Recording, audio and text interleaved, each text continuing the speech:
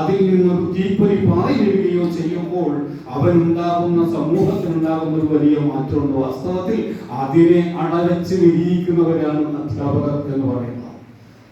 അപ്പൊ അതുകൊണ്ടാണ് ഒരുപക്ഷെ മറ്റേത് ജോലിയെക്കാളും മഹത്വമുള്ളതാണ് അധ്യാപകരുടെ ജോലി എന്ന് നമ്മൾ പലപ്പോഴും ആവർത്തിച്ച് പറയുന്നു. ബാക്കി എന്ത് ജോലിക്കും ഇത് സാധ്യമല്ല. ഒരു സമൂഹത്തെ നിർമ്മിക്കുക എന്ന് പറയുന്നത് എഞ്ചിനീയർമാർക്ക് പാലം ഉണ്ടാക്കാം, നിങ്ങൾക്ക് അങ്ങനെ എന്തും ലോകത്തുണ്ടാക്കാം. പക്ഷെ ഇതുപോലെ ഒരു സമൂഹത്തെ ഉണ്ടാക്കാൻ, ഒരു രാഷ്ട്രത്തെ ഉണ്ടാക്കാൻ സാധിക്കുന്നത് അധ്യാപകർക്ക് മാത്രം.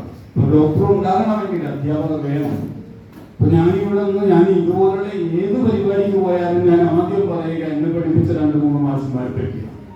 ഇവിടെ ഇങ്ങനെ നിൽക്കുമ്പോൾ ഞാൻ നിങ്ങളോട് പറഞ്ഞല്ലോ, ഇപ്പോൾ ഇവിടെയൊക്കെ നിൽക്കാനുള്ള ഒരു ആത്മവിശ്വാസവും ബലവും ഉണ്ട്. എന്റെ കുട്ടിക്കാലത്ത് ഞാൻ അങ്ങനെയൊന്നും ആയിരുന്നില്ല. 1ാം ക്ലാസ് പഠിക്കുന്ന സമയത്ത് അച്ഛൻ മരിച്ചു. പിന്നെ അങ്ങനെ വളർന്നിട്ടുള്ള കുട്ടികൾക്കറിയാം അച്ഛനില്ലാതെ വളരുന്ന ഒരു കുട്ടിക്ക് എത്രത്തോളം ആത്മവിശ്വാസം ഉണ്ടാകും. കാരണം നമുക്ക് വലിയൊരു ആത്മവിശ്വാസക്കുറവ് അനുഭവപ്പെടും. ആ ആത്മവിശ്വാസക്കുറവിനെ പരിഹരിച്ചത് പലപ്പോഴും പല അധ്യാപകരായി ആ സ്ഥാനത്ത് നിന്നു. ഇപ്പോൾ പിന്നെ ഈ 1ാം ക്ലാസ്സിൽ അച്ഛൻ മരിച്ച് കുറേ ദിവസം സ്കൂളിൽ പോകുമ്പോൾ അന്ന് വലിയ പേടിയാണ്. കുട്ടികളൊക്കെ പറയാം അതിൻ്റെ പേര് വെട്ടിപ്പോയി, എന്നെ വിളിക്കലില്ല, പേര് വെട്ടിപ്പോയി. പിന്നെ കാത്തിരിക്കുകയാണ് നമ്മളെ പേര് വിളിക്കാൻ. ഇപ്പൊ വിളിക്കൂ എന്ന് വിചാരിച്ചിട്ട് പേര് വെട്ടിപ്പോയിട്ടുണ്ടാവുമോ? 1ാം ക്ലാസ്സിൽ അക്ഷരം പഠിപ്പിച്ച പാർവതി ടീച്ചർ എൻ്റെ കൂടെ വെത്തിയപ്പോൾ എൻ്റെ പേര് വിളിക്കുകയും എന്നോടൊന്നും ചോദിച്ചില്ല. ഞാൻ വിചാരിച്ച എന്തെങ്കിലുമൊക്കെ ചോദിക്കുന്നതാണ്. എത്ര ദിവസം അല്ലാത്ത ഒന്നും ചോദിച്ചില്ല, സാധാരണ പോലെ അവിടെ ഇരുന്നോളാൻ പറഞ്ഞു.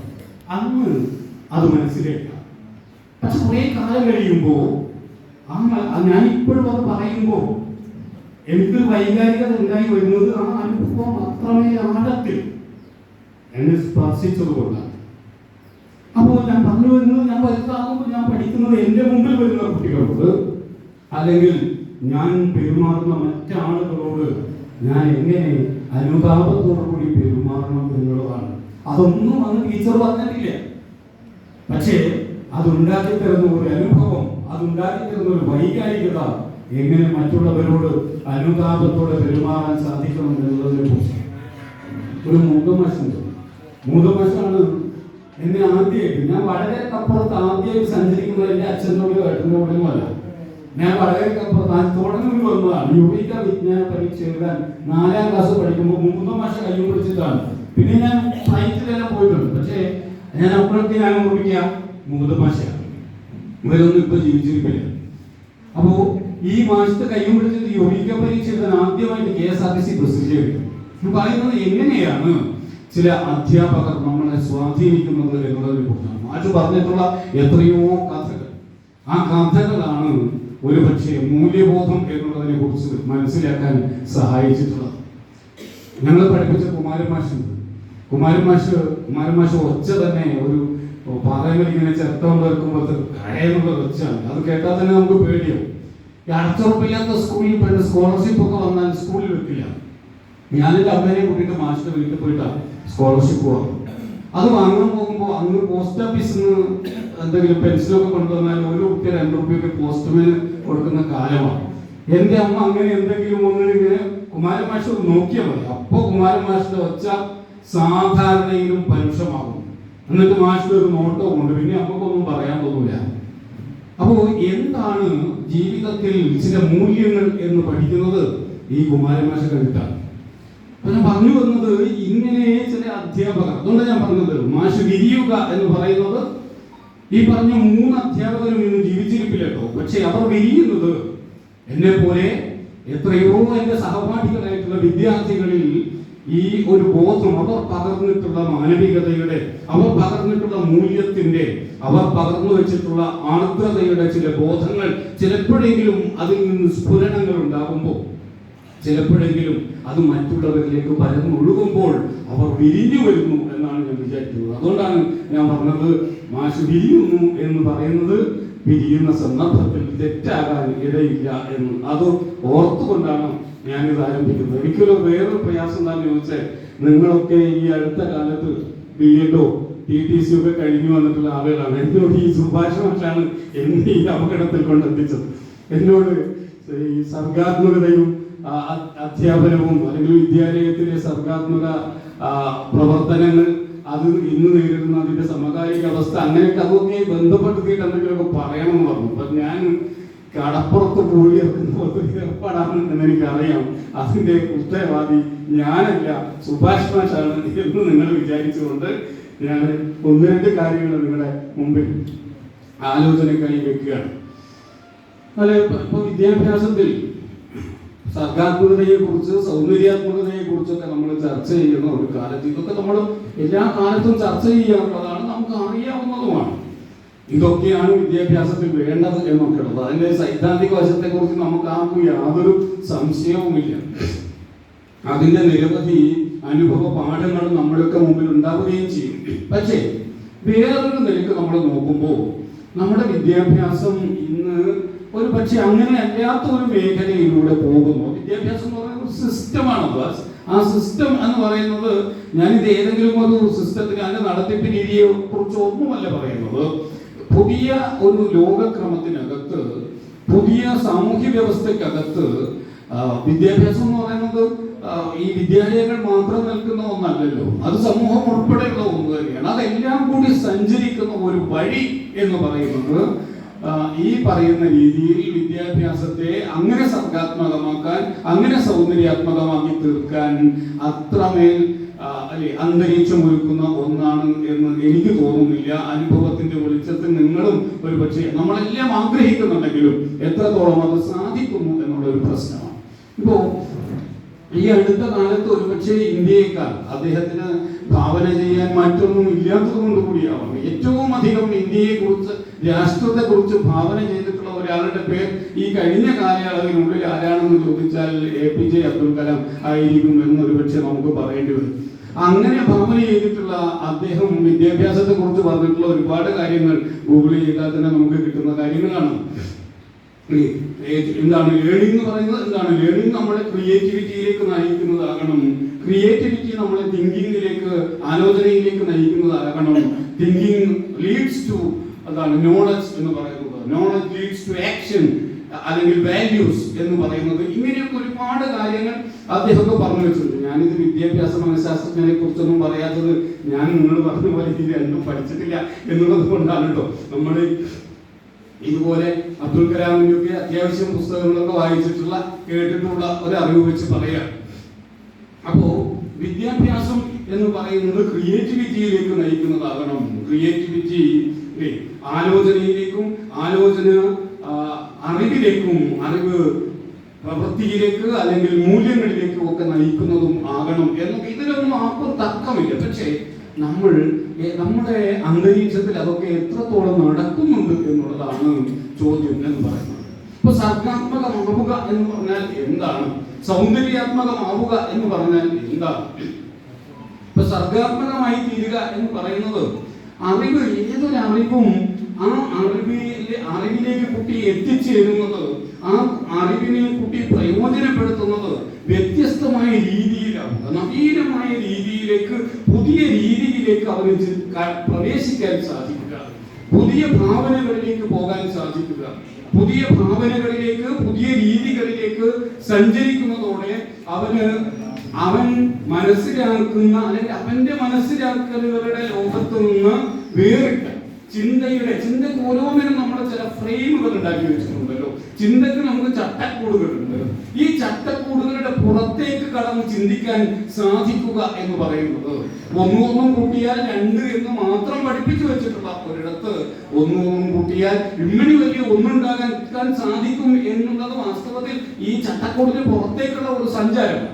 ഇങ്ങനെ മാത്രമേ നാം ആലോചിക്കാൻ കഴിയുള്ളൂ എന്ന് പഠിപ്പിച്ചു വെച്ചിരിക്കുന്ന ഒരു വ്യവസ്ഥയിൽ നിന്ന് അങ്ങനെ അല്ലാത്ത മറ്റൊരു വഴിയിലേക്ക് ആലോചിക്കാനും ഭാവന ചെയ്യാനും സാധിക്കും എന്നും, അതുകൊണ്ട് സിനിമയായിട്ടുണ്ടല്ലോ ബാല്യകാല സഖി, ആ സിനിമ കണ്ടിട്ടുള്ള ആളുകളുടെ മനസ്സിലുണ്ടാവും ഈ പുഴയുടെ മുമ്പിൽ നിന്നിട്ട് ഒന്നും ചേർന്ന ഒരു വലിയ പുഴയുണ്ടാകുന്നതിനെ നോക്കി കണ്ടിട്ട് ഞാൻ പറഞ്ഞതിൽ എന്താണ് തെറ്റ് എന്ന് ചോദിക്കുന്ന ഒരു മജീദുണ്ട്. അതുകൊണ്ട് നിങ്ങൾക്ക് ഇങ്ങനെ വ്യത്യസ്തമായി ചിന്തിക്കാം, വ്യത്യസ്തമായ വഴികളിലൂടെ സഞ്ചരിക്കാം, വ്യത്യസ്തമായ രീതിയിൽ ലോകത്തെ അനുഭവിക്കാൻ സാധിക്കും. ഈ വ്യത്യസ്തതകളിലേക്ക്, ഈ പുതുമകയിലേക്ക് ആളുകളെ, വിദ്യാർത്ഥികളെ സഞ്ചരിക്കാൻ പ്രേരിപ്പിക്കുക. അതാണ് അയാളുടെ ക്രിയേറ്റിവിറ്റി എന്ന് പറയുന്നത്. ഇപ്പോൾ ഒരു ക്ലാസ്സിലേക്ക്, ഒന്നാം ക്ലാസ്സിലേക്ക് പഠിക്കാൻ ആദ്യമായിട്ട് പഠിക്കാൻ വരുന്ന കുട്ടികളെ നോക്കിയാൽ നമുക്ക് ആ കുട്ടികൾ വീട്ടിൽ വന്ന് പറയുമ്പോൾ അല്ലേ, പലപ്പോഴും നമ്മൾ പറയാറുള്ള ഒരു കാര്യമാണ്, ആദ്യത്തെ ദിവസം സ്കൂളിൽ വന്നിട്ട് തിരിച്ച് വീട്ടിൽ വരുന്ന കുട്ടിക്ക് എന്തൊക്കെ കാര്യങ്ങൾ പറയാനുണ്ടാവും അറിയോ? അരമുക്കാൽ മണിക്കൂർ നേരം എന്തെല്ലാം വിശേഷങ്ങൾ പുതുമകളാണ്. ഭയങ്കര സന്തോഷമാണ്, ഓരോന്നും പുതിയതാണ്. നമ്മുടെയൊക്കെ കാലത്താണെങ്കിൽ ഈ തോട്ടിന്റെ പക്കത്തൂടെ ഈ വരമ്പിന്റെ ഇടയൊക്കെ പൊട്ടിയിട്ടുണ്ടാവുമല്ലോ, അതിന്റെ ഇടയിലൂടെ ഒക്കെ പോകുമ്പോൾ ഈ വെള്ള പതയൊക്കെ ഇങ്ങനെ വെള്ളം ഒഴുകിയിട്ട് വെള്ളപ്പത അതൊക്കെ വീട്ടിൽ പോയിട്ട് പറയും, അങ്ങനെ പത കണ്ടു അങ്ങനെ ഇതെല്ലാം ഈ പോണ വഴിയിൽ. ഇവിടുത്തെ കുട്ടികൾക്ക് ആ അനുഭവമല്ല, അവർക്ക് വേറെ പല അനുഭവങ്ങളുണ്ടാകും. ഈ അനുഭവങ്ങളെല്ലാം അവർ വീട്ടിൽ പോയിട്ട് പറയും, സ്കൂളിലെ അനുഭവങ്ങൾ പറയും. നിങ്ങൾ നോക്കിക്കോ, അങ്ങനെ പറഞ്ഞു ഒരു 6 മാസം ആകുമ്പോഴേക്ക് പതുക്കെ കുട്ടിക്ക് പിന്നീട് പുതിയതൊന്നും പറയാനുണ്ടാവും. ഈ പറയാനുള്ളത് കുറഞ്ഞു വരുന്നു.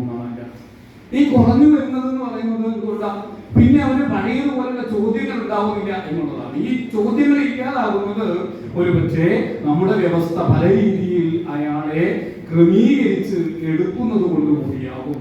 ഈ വിദ്യാർത്ഥികളെ ഒരു പൊതു ഫ്രെയിമിനകത്തേക്ക് കൊണ്ടുവരിക എന്നുള്ളതാണ് പലപ്പോഴും ഒരുപക്ഷെ സംഭവിക്കുന്നത്. നമ്മുടെ വിദ്യാഭ്യാസത്തിൽ പ്രായോഗികമായി, സൈദ്ധാന്തികമായി നമ്മൾ ഇതൊക്കെ പറയുമ്പോഴും പ്രായോഗികമായി ഓരോ വിദ്യാർത്ഥിയെയും ആ ഓരോ വിദ്യാർത്ഥിയുടെയും അനന്ത സാധ്യതകൾക്കനുസരിച്ചുള്ള ശേഷികളിലേക്ക് വികസിപ്പിച്ചെടുക്കാൻ എന്ത് പ്രക്രിയയാണുള്ളത്, എന്ത് അവസരമാണുള്ളത്, അങ്ങനെ ഒന്ന് എത്രത്തോളം അവിടെ നടക്കുന്നു എന്നുള്ളത് നമ്മൾ ചോദിക്കേണ്ട ഒരു ചോദ്യമാണ്. ഇത് അധ്യാപകരുടെ പരിമിതിയായിട്ടല്ല ഞാൻ പറയുന്നത്, അതൊരു സിസ്റ്റത്തിന്റെ പരിമിതിയാണ് എന്നുള്ളതാണ്. അതുകൊണ്ട് ഇപ്പോൾ ചിത്രം വരയ്ക്കാൻ 1ാം ക്ലാസ്സിലോ 2ാം ക്ലാസ്സിലോ കുട്ടികളോട് നമ്മൾ ഏതെങ്കിലും ഒരു വസ്തു കൊടുത്തിട്ട് അല്ലെങ്കിൽ ഭാവന ചെയ്തിട്ട് ഒരു ചിത്രം വരയ്ക്കാൻ പറഞ്ഞാൽ 30-40 കുട്ടികളുള്ള ക്ലാസ്സിൽ 40 തരം ചിത്രങ്ങൾ ഉണ്ടായി വരും. ആ 40 തരം ചിത്രം 40 വിദ്യാർത്ഥികൾ, 40 മനുഷ്യരാണ് അവർ, 40 കുട്ടികൾ അവരുടെ അനുഭവങ്ങളിൽ നിന്ന്, അവരുടെ ഭാവനയിൽ നിന്ന് അതിനെ ആവിഷ്കരിക്കുന്നതാണ്. എന്നാൽ കുറച്ചു കാലം കഴിയുമ്പോൾ എന്താ സംഭവിക്കുക? നമ്മൾ ചിത്രകലയുടെ ചില മാർഗദർശനങ്ങൾ അവർക്ക് കൊടുത്തിട്ട് എല്ലാവരെ കൊണ്ടും ഒരേ തരം ചിത്രം വരപ്പിക്കും. അപ്പോൾ 40 പേരും ഒരേ ചിത്രം വരക്കുന്ന അവസ്ഥയിലേക്ക് കൊണ്ടുവരുമ്പോൾ അവരെല്ലാം ഒരേപോലെ ചിന്തിക്കുന്ന, ഒരേ ഭാവനയുള്ള, ഒരേ ആവിഷ്കാരമുള്ള ആളുകളായി മാറിത്തീരും. ഇത് ആണ് പലപ്പോഴും സംഭവിക്കുക. സൈദ്ധാന്തികമായി നമ്മൾ ഓരോ വിദ്യാർത്ഥിയും ഓരോ വ്യക്തിയാണെന്നും ഈ ഓരോ വ്യക്തിക്കും അനന്ത സാധ്യതകളുടെ ശേഷികളുണ്ടെന്നും അത് അവരെ ഓരോരുത്തരെയും അവരായി കണ്ടെടുക്കുക, അവരായി ആവിഷ്കരിക്കുക എന്ന് നമ്മൾ പറയുമ്പോഴും ഫലത്തിൽ സംഭവിക്കുക നേരെ മറിച്ചായിരിക്കും എന്നുള്ളതാണ് പലപ്പോഴും വിദ്യാലയ അനുഭവം. ഇത് നമുക്ക് സാധ്യമാകാത്തത് എന്തുകൊണ്ടാണ് എന്നുള്ള ഒരു ചോദ്യം.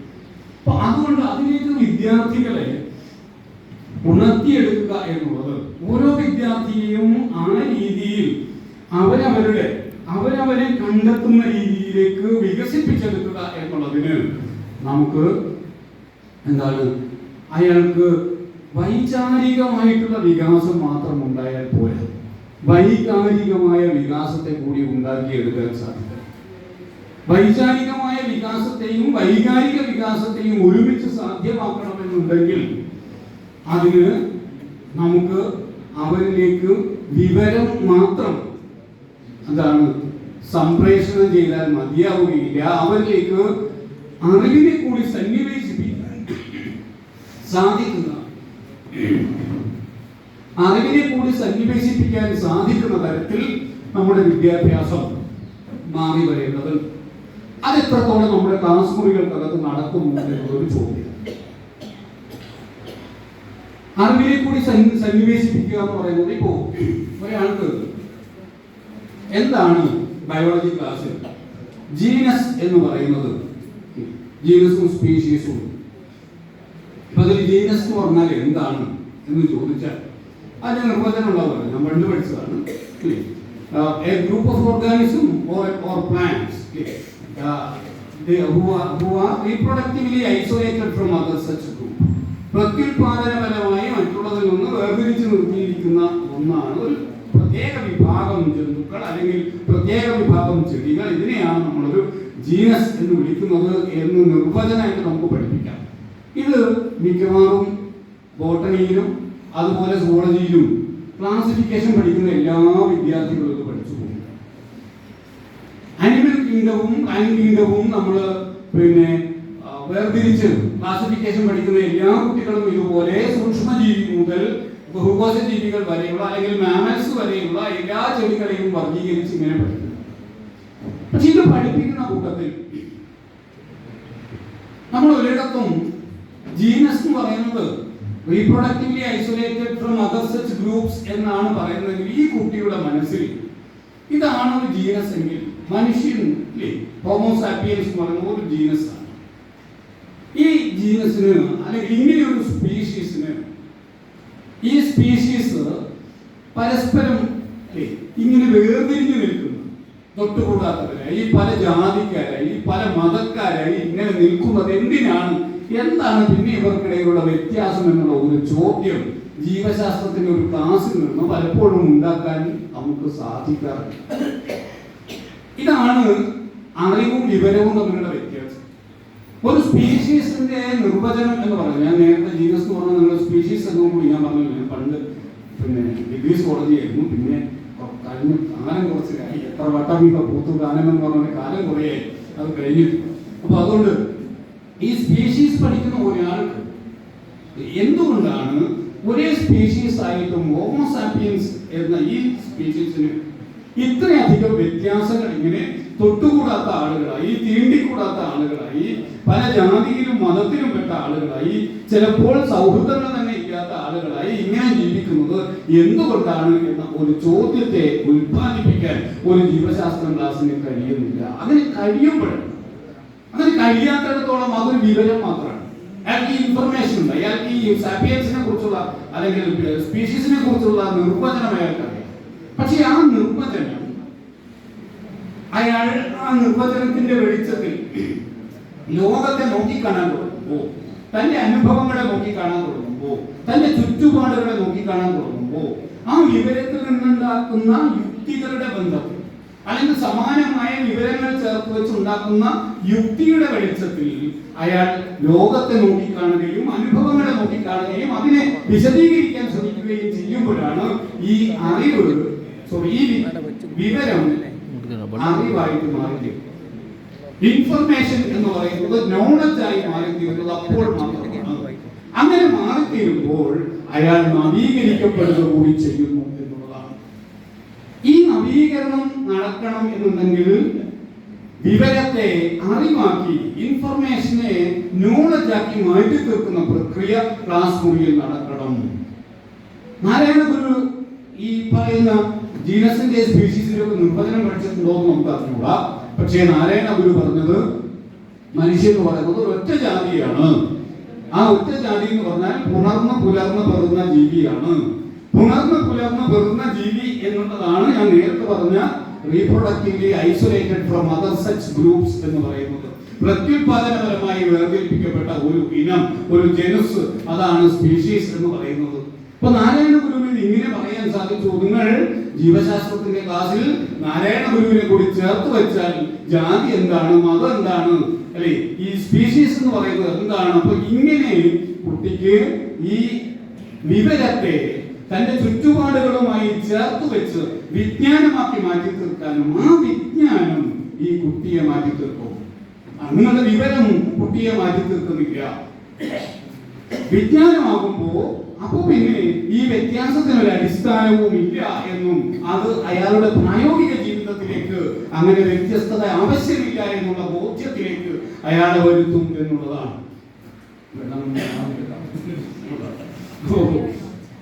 അപ്പോ അങ്ങനെയുള്ള എന്താണ് വിജ്ഞാനമാക്കി, വിവരത്തെ വിജ്ഞാനമാക്കി മാറ്റി തീർക്കുന്ന പ്രക്രിയ ക്ലാസ് മുറികളിൽ നടക്കേണ്ടതുണ്ട് എന്നാണ് ഞാൻ പറഞ്ഞു വന്നത്. ഇനിയിപ്പോ വൈകാരികമായിട്ടുള്ള, വൈചാരികം മാത്രമല്ല വൈകാരികം കൂടിയായിട്ടുള്ള, സമയം ഇങ്ങനെ എടുത്ത് നോക്കുന്നുണ്ട്, അധികാരിയാകുമ്പോൾ സൂചന.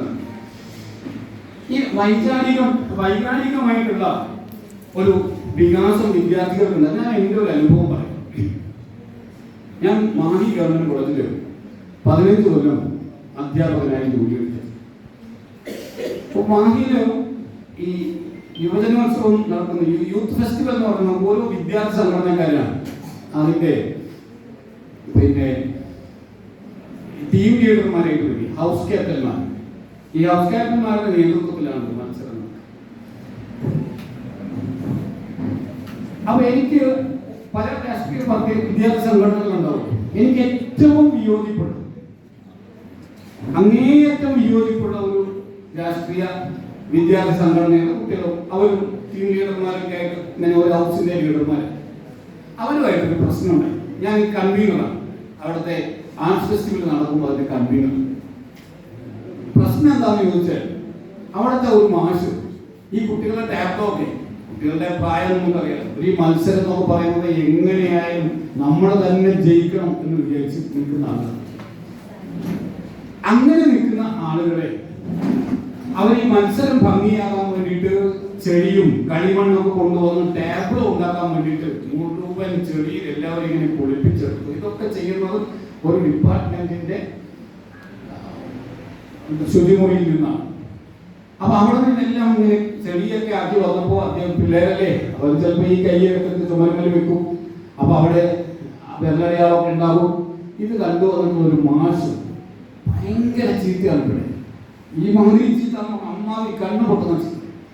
എന്നിട്ട് പോകുന്നു പറഞ്ഞിട്ട് ഇങ്ങനെ ഇവരെ ഇങ്ങനെ ഇറക്കി ആ പോക്കുന്ന താഴത്തേക്ക് എത്തിച്ചു കെട്ടിടത്തിന്റെ മേലെ. ഇത് വിദ്യാർത്ഥികൾക്ക് വലിയ പ്രയാസം ഉണ്ടായി. അവർ ബിരുദ വിദ്യാർത്ഥികളാണ്. അപ്പൊ ഈ കുട്ടികൾ വന്നിട്ട് പറഞ്ഞു, പിന്നെ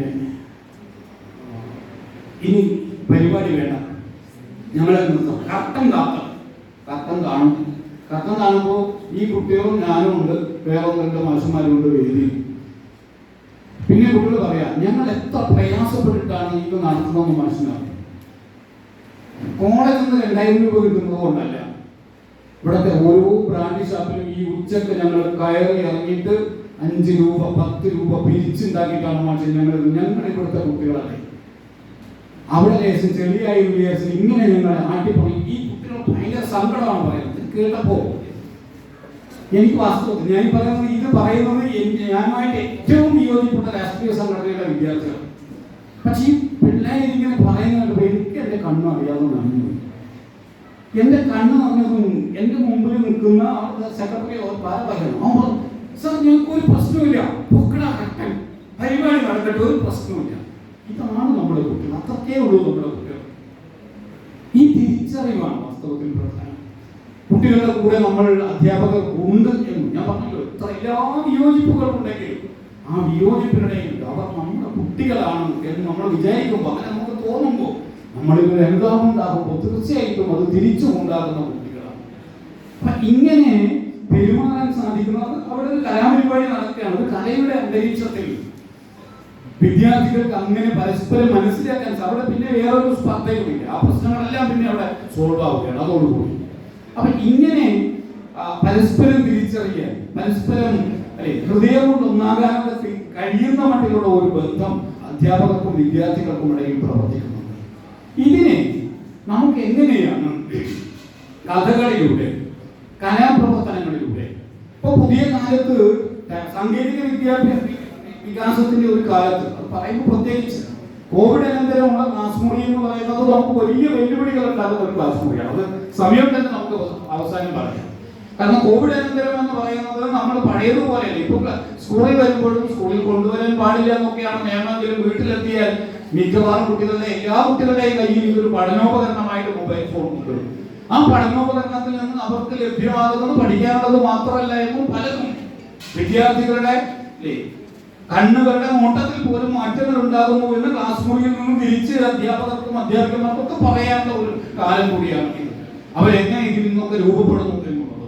അപ്പൊ അങ്ങനെയൊക്കെയുള്ള ഒരു കാലത്ത് നമുക്ക് ഒരു പക്ഷേ ഈ സാങ്കേതിക വിദ്യകളെ കൂടി ഉപയോഗപ്പെടുത്തിക്കൊണ്ട് ചിത്രകലയിലൂടെ, സിനിമയിലൂടെ, മറ്റ് ദൃശ്യങ്ങളിലൂടെ, ക്ലാസ് മുറിക്കകത്ത് നടക്കുന്ന കലാപ്രവർത്തനങ്ങളിലൂടെ, സാഹിത്യ കൃതികൾ, കവിതകളും കഥകളും ഒക്കെ അവരിലേക്ക് കൈമാറ്റം ചെയ്യുന്നതിലൂടെ, ഇതിലൂടെയൊക്കെ കുട്ടികൾക്ക് ആവശ്യമായിട്ടുള്ള വൈകാരിക വിദ്യാഭ്യാസം കൂടി കൊടുക്കാൻ, വൈകാരികമായ വികാസം കൂടി കൊടുക്കാൻ നമുക്ക് സാധിക്കണം. അപ്പൊ എത്രയോ ലേഖനങ്ങളിലും എത്രയോ ചർച്ചകളിലുമൊക്കെ വന്നിട്ടുള്ള ഒരു കാര്യമാണ്. എങ്ങനെയാണ് കാമം എന്ന് പറയുന്ന ഒന്നിനെ പ്രണയമാക്കി നമുക്ക് മാറ്റി തീർക്കാൻ സാധിക്കുക എന്നുള്ളത്. പി. പവിത്രന്റെ ഒരു പ്രബന്ധത്തിൽ ആ കാര്യം മാതൃഭാഷാ വിദ്യാഭ്യാസത്തെ കുറിച്ച് പറയുമ്പോൾ അദ്ദേഹം പറയുന്നുണ്ട് അത്തരത്തിലുള്ള കാര്യം. ഇതൊക്കെ എത്രയോ ചർച്ചകൾ വന്നു കഴിഞ്ഞിട്ടുള്ളതുമാണ്.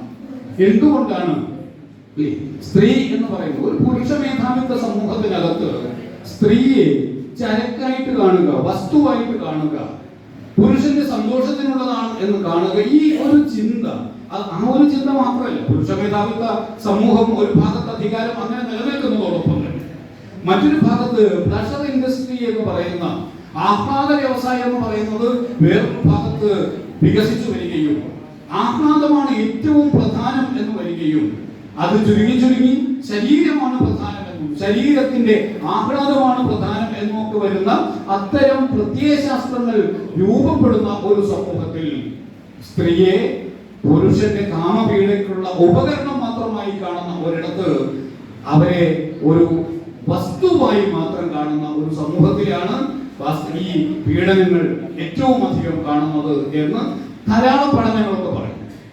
ഇതിനെപ്പറ്റി ഒരുപാട് ചർച്ചകൾ നടന്നു കഴിഞ്ഞിട്ടുള്ളതും ആണ്. എന്നാൽ ഇതിനെ എങ്ങനെ പ്രണയമാക്കി മാറ്റി തീർക്കാൻ സാധിക്കും എന്നുള്ളതാണ്. ഇത് പ്രണയമായി മാറുമ്പോഴാണ് തന്റെ സന്തോഷം മാത്രമല്ല, തന്റെ ഇണയുടെ അല്ലെങ്കിൽ സുഹൃത്തിന്റെ സന്തോഷം കൂടിയാണ് എന്താണ് യഥാർത്ഥത്തിൽ വേണ്ടത് എന്നുള്ള ഒരു അവസ്ഥയിലേക്ക് എങ്ങനെയാണ് ഒരാളുടെ ചിന്ത പരിണമിക്കുക എന്നുള്ളത്. ഒരു വസ്തു എന്ന കാഴ്ചയിൽ നിന്ന് എന്നെ പോലെ തന്നെ എല്ലാവിധ സാമൂഹിക പാരിസ്ഥിതിക എല്ലാത്തരം ബന്ധങ്ങളും ഉള്ള മറ്റൊരു വ്യക്തിയായിട്ട് കാണാനും അവരുടെ ഇഷ്ടാനിഷ്ടങ്ങളെ അവരുടെ താല്പര്യങ്ങളെ മാനിക്കാനും ഉള്ള ഒരു അവസ്ഥയിലേക്ക് മാറണമെന്നുണ്ടെങ്കിൽ എന്നെ പോലെ തന്നെ മറ്റൊരാളെ കാണാൻ സാധിക്കണം. അവിടെയാണ് കാമം പ്രണയമായിട്ട് മാറിത്തീരുക. ഈ പ്രണയത്തെ കുറിച്ചാണ് കുമാരനാശാനെ പോലെയുള്ള ആളുകൾ പറഞ്ഞത്. അന്യജീവനുതകി സ്വജീവിതം ധന്യമാക്കും അമലേ വിവേകികൾ എന്ന് കുമാരനാശൻ പറയുമ്പോൾ കുമാരനാശാന്റെ എല്ലാ കവിതകളിലും പ്രണയത്തെ കുറിച്ച് നിങ്ങൾക്ക് ധാരാളമായിട്ട് ഇങ്ങനെ കാണാൻ സാധിക്കും. അത് രണ്ട് വ്യക്തികൾ തമ്മിലുള്ള പ്രണയം മാത്രമല്ല, ആണും പെണ്ണും തമ്മിലുള്ള പ്രണയത്തെ കുറിച്ച് മാത്രമല്ല, സമസ്ത ജീവനും സാധ്യമാകുന്ന വിശ്വപ്രണയത്തെ കുറിച്ചുള്ള ഒരു ആലോചനയിലേക്ക് ബഷീറിനെ വായിക്കുമ്പോൾ, നമ്മൾ കുമാരനാശാനെ വായിക്കുമ്പോൾ, ചുള്ളിക്കാടിനെ വായിക്കുമ്പോൾ ഒക്കെ ഈ പ്രണയം എന്ന് രണ്ട് വ്യക്തികൾ തമ്മിലുള്ള പ്രണയം മാത്രമല്ല, രണ്ട് വ്യക്തികൾ തമ്മിലുള്ള പ്രണയത്തിൽ നിന്ന് അത് ലോകത്തിലെ ഏത് ജീവികൾക്കിടയിലും സാധ്യമാകുന്ന പരിസ്ഥിതിയോട് സാധ്യമാകുന്ന ഒരു വിശ്വപ്രണയത്തിലേക്ക് അത് വികസിച്ചു വരികയാണ് ചെയ്യുന്നത്. ഇവിടെയാണ് മനുഷ്യബന്ധം ഏറ്റവും ജനാധിപത്യപരമായി മാറിത്തീരുന്നത്. ഇങ്ങനെ മനുഷ്യബന്ധങ്ങളെ ജനാധിപത്യപരമാക്കി മാറ്റി തീർക്കാവുന്ന മട്ടിൽ കാമത്തെ പ്രണയമാക്കി മാറ്റി തീർക്കാവുന്ന മട്ടിലുള്ള ഒരു പരിശീലനം വാസ്തവത്തിൽ ക്ലാസ് മുറികൾക്കകത്തു നിന്നാണ് വിദ്യാർത്ഥികൾക്ക് കിട്ടേണ്ടത്. അത് ലഭ്യമാകണമെങ്കിൽ ആ രീതിയിലുള്ള സിനിമകളോ ആ രീതിയിലുള്ള നാടകങ്ങളോ കലാപ്രവർത്തനങ്ങളോ സാഹിത്യങ്ങളോ കഥയോ കവിതയോ ഒക്കെ ക്ലാസ് മുറിയിൽ ചർച്ച ചെയ്യപ്പെടുകയും അത് വിദ്യാർത്ഥികളിലേക്ക് പരസ്പരം പകരപ്പെടുകയും ചെയ്യണം. അതിന്റെ വിനിമയം ക്ലാസ് മുറികൾക്കകത്ത് നടക്കണം. അതിലൂടെ വിദ്യാർത്ഥിക്ക് വൈകാരികമായിട്ടുള്ള വികാസവും വൈചാരിക വികാസത്തോടൊപ്പം ഉണ്ടായിത്തീരേണ്ടതുണ്ട്. ഇത് എത്രത്തോളം നമ്മുടെ ക്ലാസ് മുറികൾക്കകത്ത് നടക്കുന്നുണ്ട് എന്നുള്ളത് ഒരു ചോദ്യമാണ്. എങ്ങനെയാണ് ഒരാൾക്ക് ഒരാളിൽ നിന്ന് അയാളിൽ നിന്ന് തന്നെ പുറത്തു കടക്കാൻ സാധിക്കുക എന്നുള്ളത് ഒരു ചോദ്യമാണ്. ഒരു കുട്ടിക്ക് അയാളിൽ നിന്ന് തന്നെ പുറത്തു കടക്കാൻ സാധിക്കുക. ഞാൻ നേരത്തെ പറഞ്ഞ ഇൻഫർമേഷൻ എന്ന് പറയുന്നത് നോളജായി മാറിത്തീരുകയും അറിവായി മാറിത്തീരുകയും അറിവ് അയാളെ പുതിയ ബോധ്യങ്ങളിലേക്ക് പുതിയ ചിന്തകളിലേക്കൊക്കെ നയിക്കുകയും ചെയ്യുമ്പോൾ അയാളുടെ തന്നെ അനുഭവങ്ങളെ അറിവിന്റെ വെളിച്ചത്തിൽ നവീകരിക്കാൻ സാധിക്കുമ്പോൾ അയാൾ ഒരു പുതിയ മനുഷ്യനാകും. ഇതിൽ നിന്ന് പുറത്തു കടന്നിട്ടുള്ള ഒരു പുതിയ മനുഷ്യനായി അയാൾ മാറിത്തീരും. അതുകൊണ്ട് ഇത് എങ്ങനെയാണ് ഒരു കാലത്ത് നടന്നത് എന്ന് ചോദിച്ചാൽ, ജാതി നിലനിന്നിരുന്ന ഒരു കാലത്ത് ജാതിയുടെ പ്രത്യയശാസ്ത്രത്തിൽ നിന്ന് മെബയൂരൊക്കെ പറയുന്നത് പറയേണ്ടുന്ന ഒരു കാര്യമാണ്. കാരണം തിക്കോടിയിൽ നിന്ന് അധികം ദൂരെയല്ല ഇത്. തിക്കോടിയന്റെ ആത്മകഥയുടെ പേര് അരങ്ങ് കാണാത്ത നടൻ എന്നാണ്. അരങ്ങ് കാണാത്ത നടനിൽ അദ്ദേഹം പറയുന്നുണ്ട്, അന്ന് ഇന്ത്യൻ നാഷണൽ കോൺഗ്രസിന്റെ ദേശീയ പ്രസ്ഥാനത്തിന്റെ നേതൃത്വത്തിൽ പന്തിഭോജന സമരം, മിശ്രഭോജന സമരം നടത്താൻ വേണ്ടി കീഴ്ജാതിക്കാരായ 2 ആളുകളെ കൊണ്ടുവന്നിട്ട് മേൽജാതിക്കാരുടെ വീട്ടിലേക്ക് വിളിച്ചു കൊണ്ടുവരാൻ വേണ്ടിയിട്ട് പെരും മഴയത്ത് ഒരു പാടത്തൊപ്പിയും വെച്ച് തോർത്തു കൊണ്ടുകൊടുത്തിട്ട് ആ വരാന്തയുടെ മുറ്റത്തിന്റെ അപ്പുറത്തുള്ള പടിയിൽ നിന്ന് ഇങ്ങോട്ട് വരാൻ അവർ തയ്യാറായില്ല. കാരണം എന്താ? അവരുടെ മനസ്സിൽ ഉറച്ചുപോയ ജാതിബോധമാണ്. ആ ജാതിബോധം കൊണ്ടാണ് അവർക്ക് ഇങ്ങോട്ട് കയറാൻ കഴിയാത്തത്. അവരെ കുറ്റം പറഞ്ഞിട്ട് കാര്യമില്ല. പഞ്ചമിയുടെ കയ്യും പിടിച്ചിട്ട് അയ്യങ്കാളി നടന്നു പോയത് കണ്ടിട്ട് ഒരു തിരുമുൽപ്പാട് ബോധം കെട്ട് വീണ് പോയിട്ടുണ്ട്, സ്കൂളിലേക്ക് പോകുന്നത് കണ്ടിട്ട്. കാരണം എന്താ? സ്കൂളിൽ പോയാൽ പിന്നെല്ലാം നശിച്ചു, ജാതി വ്യവസ്ഥ ഇല്ലാതായാൽ പിന്നെ രോഗം ഉണ്ടാവില്ലല്ലോ. അതുകൊണ്ടാണ് തിരുമേനി ബോധം കെട്ട് വീണെന്നും അദ്ദേഹത്തിന് സ്ട്രോക്ക് വന്നിട്ട് ദിവസങ്ങളോളം കിടന്നിട്ട് അദ്ദേഹം മരിച്ചുപോയി. അദ്ദേഹത്തിന് കുഴപ്പമില്ല. ആ കാലത്ത് നിലനിൽക്കുന്ന ഒരു പ്രത്യയ ശാസ്ത്രമാണ്. ആ പ്രത്യയ ശാസ്ത്രം ഇതാണ് ആളുകളെ പഠിപ്പിച്ചു വെച്ചത്. പക്ഷേ പതുക്കെ പതുക്കെ നമ്മുടെ നാട്ടിൽ ദേശീയ പ്രസ്ഥാനവും നവോത്ഥാന പ്രസ്ഥാനവും ഇതെല്ലാം ചർച്ച ചെയ്യുകയും, നമ്മൾ നോക്കിയാൽ മതി, നമ്മുടെ നാട്ടിലെ വിദ്യാലയങ്ങൾ കൂടുതലും ഉണ്ടായി വന്നതിന്റെ ഒരു ചരിത്രം നോക്കിക്കഴിഞ്ഞാൽ 1920-കൾ, 1900-ന്റെ തുടക്കം, ഈ ഒരു കാലത്താണ് നമ്മുടെ നാട്ടിൽ മിക്കവാറും വിദ്യാലയങ്ങൾ ഉണ്ടായിട്ടുള്ളത്. കാരണം ഈ അടുത്ത കാലത്ത് ഒരുപാട് വിദ്യാലയങ്ങൾ 100ാം വാർഷികം ആഘോഷിച്ച് കടന്നുപോയിട്ടുണ്ട്. എന്തുകൊണ്ടാണ്? ദേശീയ പ്രസ്ഥാനത്തിന്റെ ഒക്കെ ഒരു സവിശേഷ ചരിത്ര സന്ദർഭത്തിലാണ് ഏറ്റവും അധികം വിദ്യാലയങ്ങളുള്ളത്. ഈ വിദ്യാലയങ്ങൾ സ്ഥാപിക്കുന്നതിനൊക്കെ പുറകിൽ ആരുടെ? ആ ദേശീയ പ്രസ്ഥാനത്തിന് വേണ്ടി പ്രവർത്തിച്ച മനുഷ്യരുടെ ഒരു സാമൂഹികമായ ഉന്മുഖത്വം, സാമൂഹികമായിട്ടുള്ള അവരുടെ ചില ഉത്തരവാദിത്വ ബോധങ്ങൾ പ്രവർത്തിച്ചിട്ടുണ്ടായിരുന്നു എന്ന് കാണാൻ സാധിക്കുന്നു. ലോകത്തെ പുതിയ ഒന്നിലേക്ക് നയിക്കാൻ വേണ്ടിയിട്ട് കൂടിയാണ് അവർ ഈ വിദ്യാലയങ്ങളെല്ലാം സ്ഥാപിച്ചത്. അതുകൊണ്ട് ഈ വിദ്യാലയങ്ങളെല്ലാം അക്കാലത്ത് സമൂഹത്തിൽ രൂപപ്പെട്ടു വന്ന ഈ പുതിയ ചിന്തയെ പ്രോത്സാഹിപ്പിക്കുകയാണ് ചെയ്തത്. അതുകൊണ്ടാണ് ആ വിദ്യാലയത്തിൽ പോയിട്ടുള്ള ആളുകളെ നമ്മളൊക്കെ പഠിക്കുമ്പോഴും അതിന് മുമ്പുണ്ടായിരുന്ന കാലത്തും നഖം വെട്ടിയിട്ടുണ്ടോ, മുടി വെട്ടിയിട്ടുണ്ടോ, കുളിച്ചിട്ടുണ്ടോ, പല്ല് തേച്ചിട്ടുണ്ടോ എന്നൊക്കെ പരിശോധിക്കുകയും വ്യക്തിബോധം, ശുചിത്വം ഉള്ള വ്യക്തിബോധമുള്ള മനുഷ്യരാക്കിയിട്ട് ആളുകളെ ആധുനിക മനുഷ്യരാക്കി മാറ്റി തീർക്കുന്നതിനാണ് അന്നത്തെ വിദ്യാഭ്യാസത്തിൽ പ്രധാനപ്പെട്ട ഊന്നൽ കൊടുത്തത്. ഈ വിദ്യാഭ്യാസം ലഭിച്ചിട്ടുള്ള അപൂർവം ചില ആളുകളാണ് അക്കാലത്ത് തമ്പുരാന്റെ ഞാട്ടിൽ പണി ഉണ്ടായിട്ടും ഞങ്ങള് ഞാട്ടിപ്പണിക്ക് പോകുന്നില്ല, ഞങ്ങൾ സാമുവലാറോണിന്റെ മില്ലിൽ, കണ്ണൂരിലെ മില്ലിൽ, സ്പിന്നിംഗ് മില്ലിൽ ജോലിക്ക് പോവുകയാണ് എന്ന് വിചാരിച്ചത്. എന്തുകൊണ്ടാണ്? മാറിത്തീരുകയാണ്, അവനവനിൽ നിന്ന് പുറത്തു കിടക്കുകയാണ്. ഞാൻ എന്ന് പറയുന്നത് എന്റെ നാടും ഈ നാട്ടിൽ നിലനിൽക്കുന്ന ജാതി വ്യവസ്ഥയും സാമൂഹ്യ വ്യവസ്ഥയും അതിനെ സ്ഥാപിച്ചെടുക്കുന്ന പ്രത്യയശാസ്ത്ര ബോധവും എല്ലാം ചേർന്നിട്ടുള്ള ഒന്നാണ്. അതിൽ നിന്ന് പുറത്തു കടക്കാനുള്ള ഒരു വഴി എന്താണ്? അതിൽ നിന്ന് പുറത്തു കടക്കാനുള്ള വഴി സാമുവലാറോണിന്റെ മില്ലിൽ പണിക്ക് പോകലാണ്. അങ്ങനെ പോയാൽ എന്താ? അങ്ങനെ പോയാൽ കൂലി പണമായിട്ട് കിട്ടും. പണമായിട്ട് കൂലി കിട്ടുന്നയാൾക്ക് ഈ വൈകുന്നേരം പോയിട്ട് നെല്ലിന് കാത്തു നിൽക്കേണ്ട ആവശ്യമില്ല. ഈ കൂലി കൊണ്ട് അയാളുടെ വീട്ടിലേക്ക് വൈകുന്നേരം അയാൾക്ക് അരി വാങ്ങിച്ചു വരാം, വെളിച്ചെണ്ണ വാങ്ങിച്ചു വരാം. അങ്ങനെ സാധനങ്ങളെല്ലാം വാങ്ങിയിട്ട് ആഴ്ചയിലോ മാസത്തിലോ കിട്ടുന്ന പണത്തിൽ എന്തെങ്കിലും ബാക്കിയുണ്ടെങ്കിൽ പീടികയിൽ നിന്നൊരു മണസോപ്പ് വാങ്ങിക്കാം. അങ്ങനെ മണസോപ്പ് വാങ്ങിച്ച് കുളിച്ചാൽ അയാൾക്ക് നാട്ടിലെ ചായപ്പീടികയിൽ പോയിട്ട്, അന്ന് കുപ്പായം നടത്തുന്ന മനുഷ്യന്മാരാണ്, ചായപ്പീടികയിൽ പോയിട്ട് ഇങ്ങനെ ഇരിക്കാം. ചായപ്പീടികയിൽ പോയിരിക്കുമ്പോൾ മണസോപ്പിന്റെ മണം ഇങ്ങനെ പ്രസരിക്കും. അത് പ്രസരിക്കുമ്പോൾ ആളുകൾ ചോദിക്കും ഇത് ആരാണ്? അപ്പൊ ഇയാൾ സാമുവലാറോണിന്റെ മില്ലിൽ പണിക്ക് പോയി. അങ്ങനെ പണിക്ക് പോയാൽ പുതിയ മനുഷ്യനായി, പുതിയ ശരീരമായി, പുതിയ വ്യക്തിയായി മാറിത്തീരാൻ സാധിക്കും. എങ്ങനെയാണ്?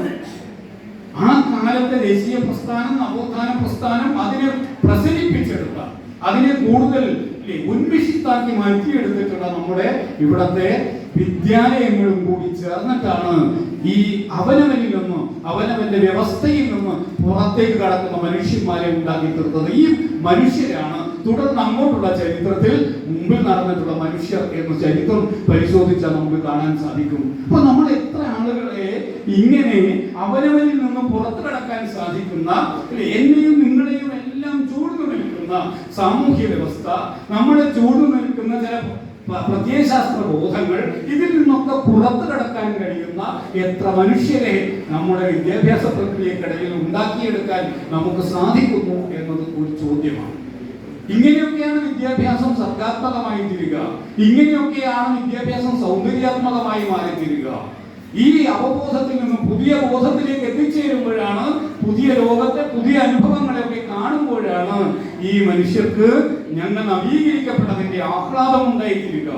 ഈ ആഹ്ലാദബോധത്തിൽ സമൂഹത്തിൽ വീണ്ടും വീണ്ടും ഇടപെട്ടുകൊണ്ടിരിക്കുമ്പോഴാണ് അയാളുടെ വിദ്യാഭ്യാസത്തിലൂടെ ശരിയായ ആഹ്ലാദം എന്താണ്, സൗന്ദര്യം എന്താണ്, മനോഹാരിത എന്ന് പറയുന്നത് എന്താണ്, ജീവിതത്തിന്റെ ഭംഗി എന്താണ് എന്ന് അറിയാൻ സാധിക്കുക. ആ മട്ടിൽ നമ്മുടെ വിദ്യാഭ്യാസത്തെ നമുക്ക് എങ്ങനെ കൊണ്ടുപോകാൻ സാധിക്കും എന്നുള്ളതാണ്. ഇപ്പൊ ചില കഥകൾക്ക് നമ്മൾ വിചാരിക്കുന്നതിന് അപ്പുറത്തേക്കുള്ള വലിയ സാധ്യതകൾ ഉണ്ടാക്കാൻ സാധിക്കും. ഹസൻ സാദത്ത് മക്തൂമിന്റെ തോബ തെക്സിൻ എന്ന് പറയുന്ന ഒരു കഥയുണ്ട്. ഈ തോബ തെക്സിൻ എന്ന് പറയുന്ന കഥ വിഭജന കാലത്തെ വിഷയമാക്കി എഴുതിയിട്ടുള്ള കഥയാണ്. നമ്മൾ പലപ്പോഴും പല സന്ദർഭങ്ങളിലും ആവർത്തിക്കാറുള്ള ഒരു കഥയാണ്. അതുകൊണ്ട് നിങ്ങളിൽ പലർക്കും അത് പരിചിതവുമായി. ബിഷൻ സിംഗ് എന്ന് പറയുന്ന ഒരാളാണ് കഥയിലെ നായകൻ. അയാൾ പഞ്ചാബിന്റെ ഒരു ഭാഗത്തുള്ള ആളാണ്. ഇന്ത്യ വിഭജനത്തെ തുടർന്ന് ഈ ഇന്ത്യക്കാരും പാകിസ്ഥാൻകാരും പരസ്പരം പല തരത്തിലുള്ള തടവുകാരെ കൈമാറാൻ തീരുമാനിച്ചു.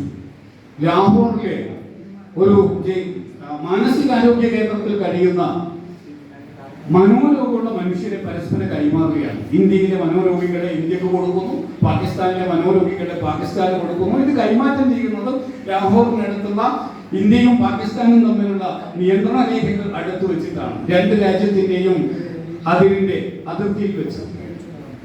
ഈ രണ്ട് രാജ്യത്തിന്റെയും അതിർത്തിയിൽ ഇന്ത്യയുടെ അതിർത്തി ഒരു ഭാഗത്ത്, വേറൊരു ഭാഗത്ത് പാകിസ്ഥാന്റെ അതിർത്തി.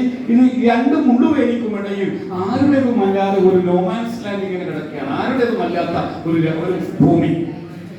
ഈ ബിഷൻ സിംഗ് എന്ന് പറയുന്ന ആളുടെ പ്രശ്നം എന്താണെന്ന് ചോദിച്ചാൽ, ബിഷൻ സിംഗ് അയാളുടെ രോഗം, അയാൾക്ക് ഇരിക്കാൻ പറ്റില്ല, അയാൾക്ക് കിടക്കാൻ പറ്റില്ല. ഇരിക്കാനും കിടക്കാനും പറ്റാത്ത ഒരു മനോരോഗം. ഒന്ന് ആലോചിച്ചു, നമ്മൾ ആരെങ്കിലും 2 ദിവസം ഇരുന്നില്ലെങ്കിൽ, 2 ദിവസം ഒന്നും കിടന്നില്ലെങ്കിൽ ഈ 2 കാര്യത്തിൽ ഉണ്ടാകുന്ന അവസ്ഥ ഉണ്ടാകും. 10-25 കൊല്ലമായി ഇരിക്കുകയോ കിടക്കുകയോ ചെയ്യാത്ത ബിഷൻ സിംഗിന്റെ കാലിൽ മുഴുവൻ നീര് വന്നിട്ട് മന്ത് പോലെ വ്രണവുമായിട്ട് ഈ ബിഷൻ സിംഗ് കൈമാറ്റം ചെയ്യാനുള്ള നടപടികളെല്ലാം പൂർണ്ണമായി. ബിഷൻ സിംഗ് ഇത്ര കിലോ തൂക്കം, ഇന്ന് അടയാളം എന്നെല്ലാം പറഞ്ഞ് രജിസ്റ്ററിൽ പേരെഴുതി ഒപ്പിട്ട് കൊടുത്തു. പക്ഷെ ബിഷൻ സിംഗ് അവിടെയുള്ള ഒരു മരത്തിന്റെ മുകളിൽ കയറി നിന്നു. അങ്ങനെ പറഞ്ഞിട്ട് ബിഷൻ സിംഗ് ഇറങ്ങുന്നില്ല. ബിഷൻ സിംഗിനോട് ആരോ ചോദിച്ചു, പട്ടാളക്കാർ ചോദിച്ചു, നിങ്ങളുടെ നാട് എവിടെയാണ്? അയാൾ പറഞ്ഞു, തോബ തെക്സിൻ, എനിക്ക് അവിടെ പോകണം. നിർഭാഗ്യവശാൽ തോബ തെക്സിൻ പാകിസ്ഥാനിലാണ്. ഇയാളെ ഇന്ത്യയിലേക്ക് കൈമാറിയിരിക്കുകയാണ്. പട്ടാളക്കാർ ഒരുപാട് പറഞ്ഞു നോക്കി, ബിഷൻ സിംഗ് ഇറങ്ങിയില്ല. ബിഷൻ സിംഗ് അതിനകത്ത് പഞ്ചാബി, ഉറുദു എന്നൊക്കെ പറഞ്ഞിട്ട് ഇങ്ങനെ പലതും പുറപ്പെടുക്കുന്നുണ്ട്. അപ്പോ ഈ ആരോ പട്ടാളക്കാർ പറഞ്ഞു, തോബ തെക്സിൻ നമുക്ക് ഇന്ത്യയിൽ ഉണ്ടാക്കാം, നിങ്ങൾ വരൂ. പക്ഷെ അയാൾ വന്നില്ല, അയാൾ ഇറങ്ങിയില്ല.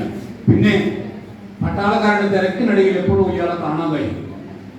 അവസാനം പട്ടാളക്കാരെ എല്ലായിടത്തും അന്വേഷിച്ചപ്പോ ഇന്ന് 10-25 കൊല്ലമായി ഇരിക്കുകയോ കിടക്കുകയോ ചെയ്യാത്ത ബിഷൻ സിംഗ് ഇന്ത്യയുടെയും പാകിസ്ഥാന്റെയും 2 മുള്ളുവേലികൾക്കിടയിൽ നീണ്ടെന്ന് പറഞ്ഞു കിടക്കുകയാണ്. അയാളുടെ അവസാനത്തെ കിടപ്പ്. ഒരു മനുഷ്യന് അയാളുടെ രാജ്യം എന്ന് പറയുന്നത് ഈ മുള്ളുവേലിയുമല്ല, ആ മുള്ളുവേലിയുമല്ല, അതിനിടയിൽ ആണ് അയാളുടെ കിടപ്പ് എന്ന് ബിഷൻ സിംഗിന്റെ കഥ പറയാതെ പറയുന്നുണ്ട്. ഞാൻ പറയുന്നത്, രാജ്യം, രാജ്യസ്നേഹം എന്നൊക്കെ പറയുന്നത് നമ്മൾ വിഭജനങ്ങൾ ഉണ്ടാക്കുകയും വിഭജനത്തിന്റെ മുള്ളുവേലികൾ ഉണ്ടാക്കുകയും അത് വീണ്ടും കൂടുതൽ വിഭജനത്തിനുള്ളതാണ് എന്ന മട്ടിൽ ഒരുപാട് ആഖ്യാനങ്ങൾ ഉണ്ടാവുകയും ഒക്കെ ചെയ്യുന്ന ഒരു കാലത്ത് ഈ കഥ വാസ്തവത്തിൽ വിഭജനത്തിന്റെ മുള്ളുവേലികളെയും അതുണ്ടാക്കുന്ന മുറിപ്പാടുകളെയും മാനവികത കൊണ്ട് തുന്നിച്ചേർക്കാൻ ഒരാളെ പ്രേരിപ്പിക്കുന്ന കഥയാണ്. ഇങ്ങനെ കഥകളിലൂടെ നമുക്ക് ഒരുപാട് കാര്യങ്ങൾ, മാനവികത കൊണ്ട് എങ്ങനെ നിങ്ങൾക്ക് വിഭജനത്തിന്റെ മുറിപ്പാടുകളെ, ദേശത്തിന്റെ പരസ്പര അതിർത്തികളെ പോലും തുന്നിച്ചേർക്കാൻ സാധിക്കും എന്ന് പഠിപ്പിക്കാൻ ക്ലാസ് മുറി കൊണ്ട് സാധിക്കും എന്നുള്ളതാണ്.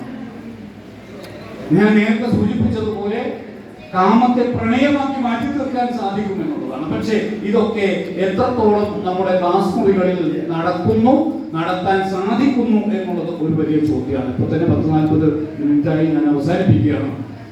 ഇത് ഏറ്റെടുത്ത് ചെയ്യുന്നതിന് നമുക്ക് സൈദ്ധാന്തികമായി നമുക്ക് ആർക്കും ഇതിനോട് യാതൊരു വിയോജിപ്പില്ല. പക്ഷേ നമ്മുടെ നാട്ടിൽ ഇപ്പോ അങ്ങനെയൊക്കെ സാധിക്കാൻ നമുക്ക് എന്തെല്ലാം പരിമിതികളുണ്ട് എന്നുള്ളതാണ്. എന്തുകൊണ്ട് ഒരു പക്ഷെ നമുക്ക് സാധിക്കുന്നില്ല എന്നുള്ളതാണ്. ഞാൻ നേരത്തെ സൂചിപ്പിച്ചു, വിദ്യാലയം എന്ന് പറയുന്നത് സമൂഹത്തിൽ നിന്ന് വേറിട്ട് നിൽക്കുന്ന ഒന്നല്ല. സമൂഹത്തിലെ എല്ലാ ചിന്തകളും എല്ലാത്തരം പ്രവണതകളും അതിലേക്ക് ഒഴുകിക്കൊണ്ടേയിരിക്കും. സുഷിരമുള്ള ഒരു പാത്രം പുഴയിലെ വെള്ളത്തിൽ വെച്ചാൽ പുഴയിൽ എന്തൊഴുകുന്നു അതെല്ലാം പാത്രത്തിനകത്തേക്കും വരും. അല്ലാതെ പാത്രത്തിലെ വെള്ളം മാത്രം ഇങ്ങനെ വിശുദ്ധായി നിൽക്കില്ല. നമ്മള് വിദ്യാലയം, സരസ്വതി ക്ഷേത്രം ഒക്കെ ആൾക്കാർ പറഞ്ഞിട്ട് സമൂഹത്തിലുള്ള ഒന്നും നടക്കാത്ത ഒരിടമല്ല ഇത്. ഇവിടെ സമൂഹത്തിലുള്ള എല്ലാം ഉണ്ട്. അതുകൊണ്ട് സമൂഹം എന്നത് ഇപ്പൊ നമുക്കിപ്പോ ഇലക്ഷൻ ഡ്യൂട്ടി വന്നാൽ എല്ലാവരും എന്താ ചെയ്യാ? എങ്ങനെയാണ് അതിൽ നിന്ന് ഇലക്ഷൻ ഡ്യൂട്ടിക്കാകെ 2 ക്ലാസ്സും 2 ദിവസത്തെ പണിയേ ഉള്ളൂ. നമ്മൾ തന്നെ എന്താ ചെയ്യുക? ആനുമാക്കി 4 ദിവസം എനിക്ക് കലക്ടറേറ്റ് പോയിരുന്നാലും എങ്ങനെയെങ്കിലും അതിൽ നിന്നൊന്നും ഒഴിവാക്കാൻ പറ്റും. നമ്മുടെ മൊത്തം ചിന്തകളൊക്കെ എങ്ങനെയാണ്? സംഘടനാ ക്രമത്തിലാണ് പലപ്പോഴും നമ്മൾ ആലോചിക്കുന്നത്. ഇതിനാ സംഘടന അടുത്തുള്ള സ്കൂളിൽ എക്സാം കിട്ടിയിട്ടില്ലെങ്കിൽ സംഘടന മോശമാണ്. അടുത്തുള്ള സ്കൂളിൽ കിട്ടിയാൽ സംഘടന നല്ലതാണ്. കുറച്ച് കഴിയുമ്പോൾ സംഘടനക്കും ചിലപ്പോൾ തോന്നാം ഞാൻ ഈ സംഘടനക്കൊന്നും എതിരല്ല. ഞാൻ പറഞ്ഞു ഇങ്ങനെ പലതരം, അത് വിദ്യാർത്ഥികളുടേതായാലും അധ്യാപകരുടേതായാലും ഇനി സമൂഹത്തിലേക്ക് ഇറങ്ങിയാലും നമ്മുടെ നോട്ടം പലപ്പോഴും നമ്മൾ ഈ പറയുന്ന അറിവ് ഇപ്പൊ ക്ലാസ് മുറിയിൽ നിങ്ങൾക്ക് അറിവിനെ, വിവരത്തെ അറിവാക്കി മാറ്റാൻ, ഇൻഫർമേഷനെ നോളജാക്കി മാറ്റാൻ ആരെങ്കിലും പുറപ്പെട്ടു കഴിഞ്ഞാൽ ചിലപ്പോൾ വിവരം അറിയും. കാരണം നിങ്ങൾ ഉണ്ടാക്കി കൊടുക്കുന്ന വിജ്ഞാനം എന്ന് പറയുന്നത് ചിലപ്പോൾ പലതരം പ്രവണതകൾക്കും എതിരായിരിക്കാം. അങ്ങനെ വരുമ്പോൾ അത് ഏതെങ്കിലും തരത്തിലുള്ള രാഷ്ട്രീയ താല്പര്യങ്ങൾക്ക് എതിരാകും. ആ രാഷ്ട്രീയം നമുക്കെതിരാകും. അങ്ങനെയുള്ള എത്രയോ അനുഭവങ്ങളുണ്ട്. ഞാൻ ഉദാഹരണങ്ങൾ പറയുന്നില്ലെന്ന് മാത്രമേ. അപ്പൊ ഈ തരത്തിൽ സമൂഹത്തിൽ എന്തൊക്കെ നിലനിൽക്കുന്നുവോ ആ നിലനിൽക്കുന്നവയെല്ലാം വിദ്യാലയത്തിനകത്ത് മാത്രമല്ല, അതൊക്കെ ഞാൻ നേരത്തെ പറഞ്ഞു. ഇപ്പോ എങ്ങനെയാണ് നിർഭാഗ്യകരമായ അവസ്ഥയാണ്. അധ്യാപകരായിട്ടുള്ള നമ്മുടെ ഇടയിൽ നിന്ന് തന്നെ നമ്മളിപ്പോ അധ്യാപകർ എന്ന് പറഞ്ഞാൽ വാർപ്പൊക്കെ പണിക്കാരാണ്, ഇവരെ വാർത്തെടുക്കുന്ന ആളുകളാണ്. നമ്മളൊരു ഭാഗത്ത് നമ്മൾ പറയുമ്പോൾ തന്നെ എത്രയോ കേസുകൾ ഇപ്പൊ സമൂഹത്തിൽ നിന്ന് വിദ്യാർത്ഥികൾക്ക് ഉണ്ടാകുന്ന പലതരം പീഡന വാർത്തകൾ വിദ്യാലയങ്ങളിലൂടെയാണ് പുറത്തു വരുന്നത്. അങ്ങനെ പുറത്തു വരണമെങ്കിൽ വിദ്യാർത്ഥികളും അധ്യാപകരും തമ്മിൽ, അധ്യാപകർ എന്ന് പറഞ്ഞാൽ അധ്യാപികമാരെ കൂടി ചേർത്താണ് ഞാൻ പറയുന്നത്, അവർ തമ്മിൽ എങ്ങനെ എന്തും തുറന്നു പറയാൻ സാധിക്കുന്ന മട്ടിൽ ഉള്ള ഒരു സൗഹൃദം, ഒരു സ്നേഹബന്ധം, ഊഷ്മളമായ സ്നേഹബന്ധം നിലനിൽക്കണം. അത് നിലനിൽക്കുന്ന ഇടത്താണ് ഈ തുറന്നു പറച്ചിലുകൾ ഉണ്ടാവുക. ഇങ്ങനെയൊക്കെ നമ്മൾ കണക്കാക്കുന്ന ഇതെല്ലാം സംഭവിച്ചുകൊണ്ടിരിക്കുമ്പോൾ തന്നെ ഇതേ വിദ്യാലയങ്ങളിൽ നിന്ന് തന്നെ ചിലപ്പോഴെങ്കിലും അധ്യാപകർ പ്രതികളായിട്ടുള്ള കേസുകളും വന്നുകൊണ്ടിരിക്കുന്നു എന്നുള്ളതാണ്. അത് ഈ പറഞ്ഞതുപോലെ ഈ പ്ലഷർ ഇൻഡസ്ട്രി എന്ന് പറയുന്നത്, ആത്മാവ വ്യവസായം എന്ന് പറയുന്നത് അധ്യാപകരും സമൂഹത്തിന്റെ ഭാഗമാണ്. അവരുൾപ്പെടെയുള്ള സമൂഹത്തെ ആണ് അത് ബാധിക്കുന്നത്. അപ്പൊ അതിൽ നിന്ന് പുറത്തു കിടക്കണമെങ്കിൽ, അധ്യാപകർക്ക് അതിൽ നിന്ന് പുറത്തു കിടക്കണമെങ്കിൽ ഞാൻ ഈ പറഞ്ഞതുപോലെ ഇടുങ്ങിയ കക്ഷി ചിന്തക്കപ്പുറത്ത് ഈ തരത്തിലുള്ള നിലനിൽക്കുന്ന പ്രത്യയശാസ്ത്രങ്ങൾക്കകത്തു നിന്ന്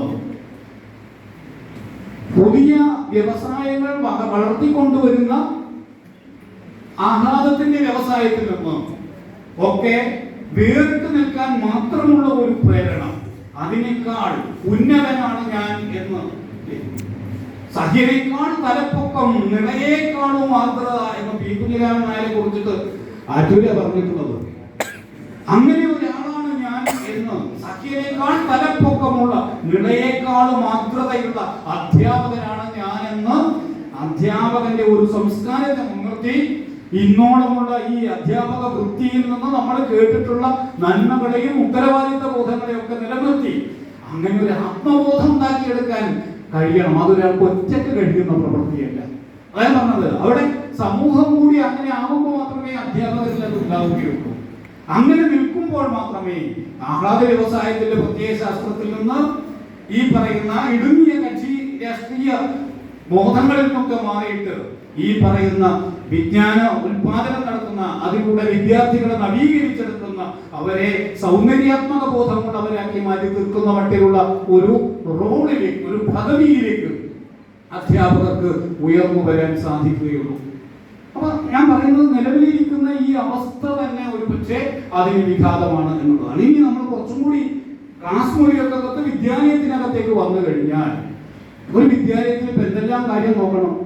ഞങ്ങളെ സംബന്ധിച്ചൊക്കെ പിന്നെ പഠിപ്പിക്കുന്നത് ഒഴിച്ച് ബാക്കി എല്ലാ കാര്യങ്ങളും ചെയ്യാൻ നേരമുണ്ടെന്ന് പറഞ്ഞാൽ നേരമുണ്ടെന്നല്ല, അതിന് നേരം കണ്ടെത്തിയേ പറ്റുള്ളൂ. നാക്കിന്റെ വിസിറ്റ് വരുന്നു, അപ്പോൾ എന്താ, ഇല്ലാത്ത രേഖകൾ മുഴുവൻ ഉണ്ടാക്കണം. എന്തൊക്കെ 5 കൊല്ലത്തെ മെന്റർ ട്യൂട്ടർ എന്നൊക്കെ പറഞ്ഞിട്ട് ഈ രേഖകൾ ഉണ്ടാക്കണം, കുട്ടികളുടെ ഹാജർ ഉണ്ടാക്കണം. ഇങ്ങനെ എന്തൊക്കെ കടലാസ് വർക്കുകളാണ്.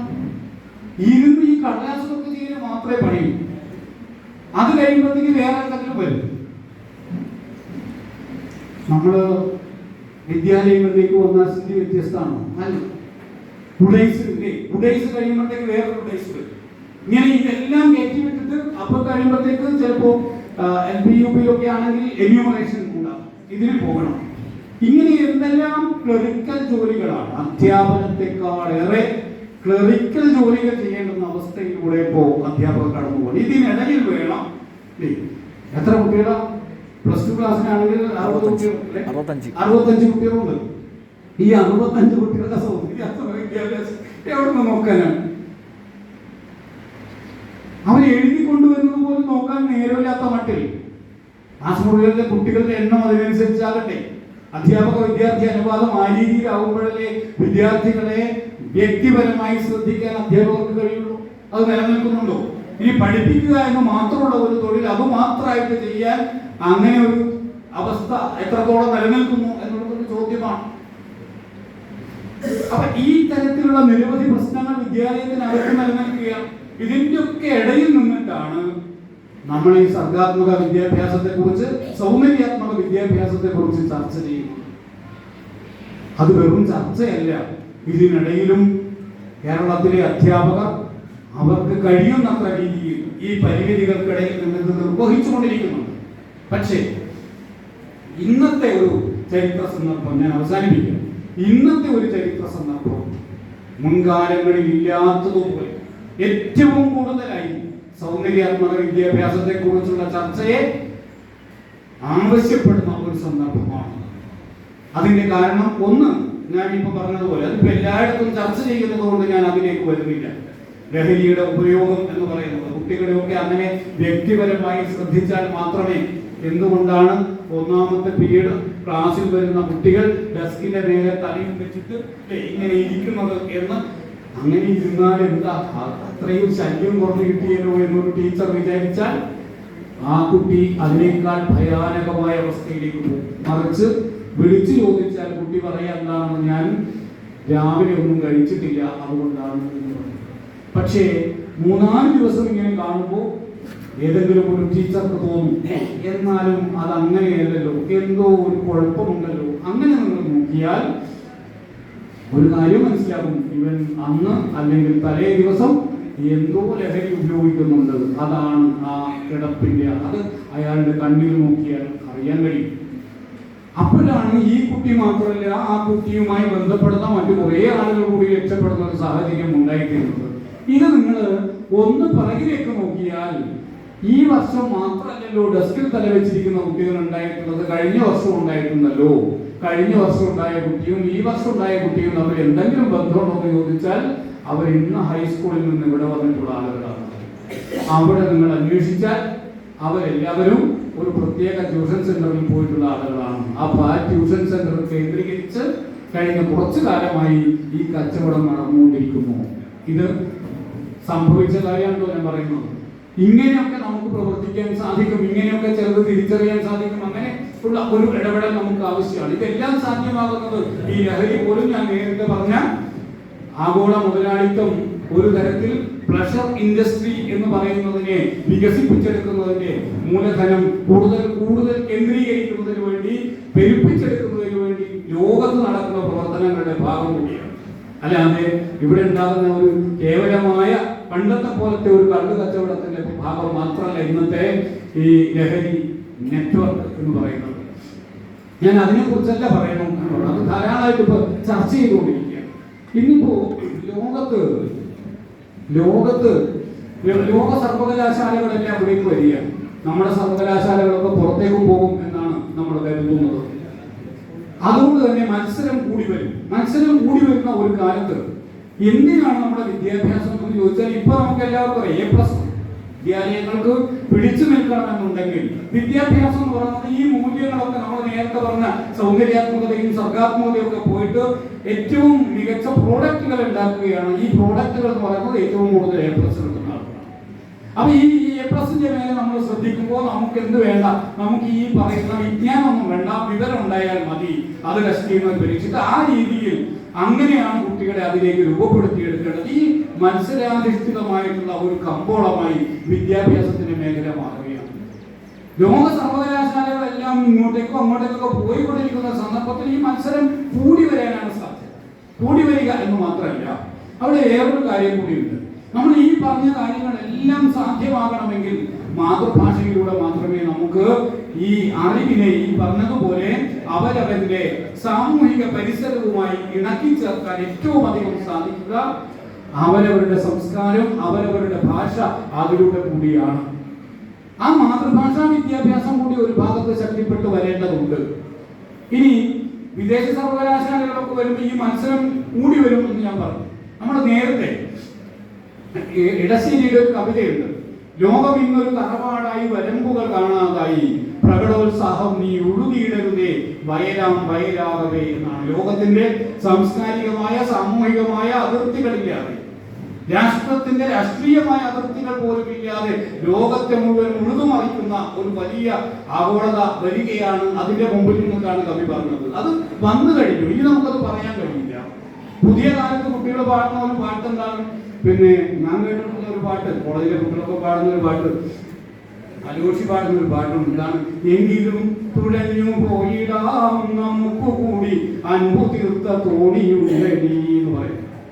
അൻപു തീർത്ത തോണി എന്ന് പറഞ്ഞാൽ കച്ചോടി അമ്പു തോണിയും മുണ്ടി വെക്കുന്നല്ല. അൻപു തീർത്ത തോണി എന്ന് പറയുന്നത് അൻപ്, കാരുണ്യം കൊണ്ട്, ദയ കൊണ്ട്, ആർദ്രത കൊണ്ട് ഉണ്ടാക്കിയെടുത്ത ഒരു തോണി വരും. ആ തോണിയിൽ നമുക്ക് തുഴഞ്ഞു പോകാം എന്നാണ്. അങ്ങനെ തുഴയണമെങ്കിൽ ഞാൻ വിജ്ഞാനത്തിന് ഒരു വെള്ളപ്പൊക്കം വരികയാണ്. നമ്മളിപ്പോ ഏറ്റവും അധികം പറയുന്ന ഒരു വാക്ക് വിജ്ഞാന സമൂഹം എന്നാണ്.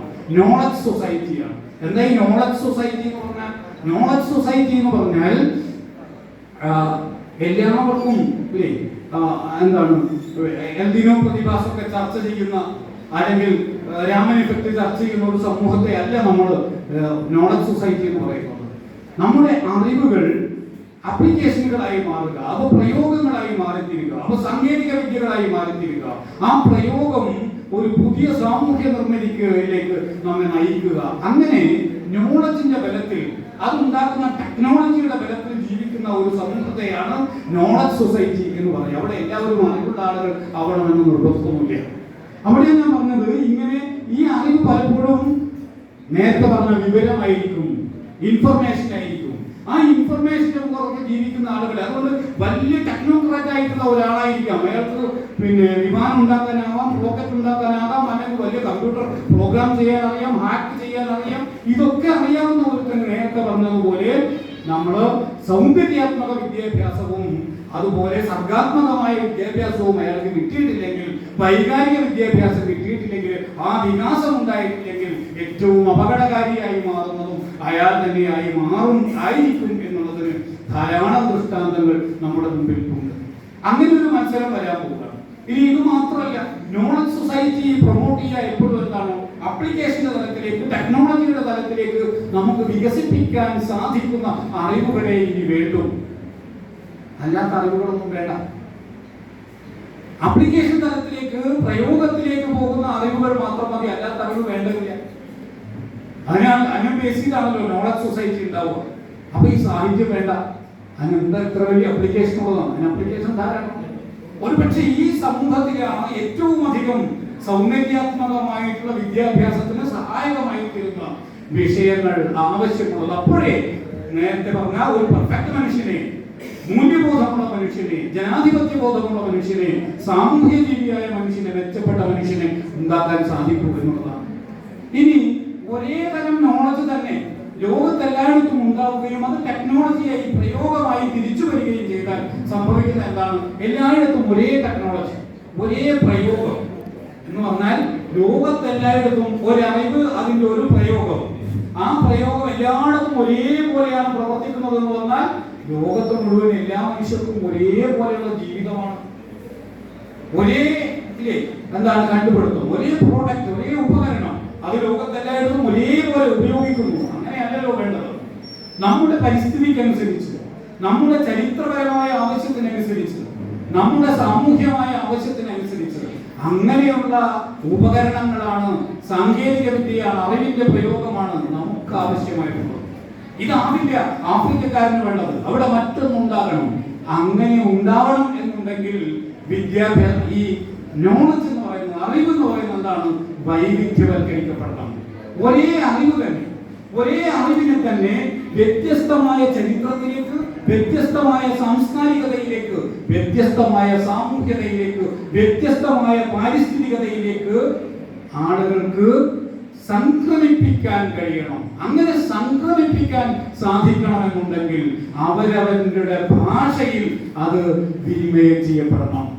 എന്റെ ഭാഷയിൽ ലോകത്തുണ്ടാകുന്ന ഏതറിവും എന്റെ ഭാഷയിലൂടെ എനിക്ക് അതെന്റെ പരിസ്ഥിതി അനുഭവങ്ങളിലേക്ക്, എന്റെ സൗകര്യാത്മക ബോധത്തിലേക്ക്, എന്റെ ചരിത്രപരമായ ആവശ്യത്തിലേക്കൊക്കെ അത് കടന്നു വരിക. അപ്പോഴാണ് എനിക്ക് എന്റേതായ ഒരു കണ്ടുപിടുത്തം, എന്റേതായ ഒരു പ്രയോഗവൽക്കരണം, എന്റേതായ ഒരു ടെക്നോളജി രൂപപ്പെടുത്തിയെടുക്കാൻ സാധിക്കുക.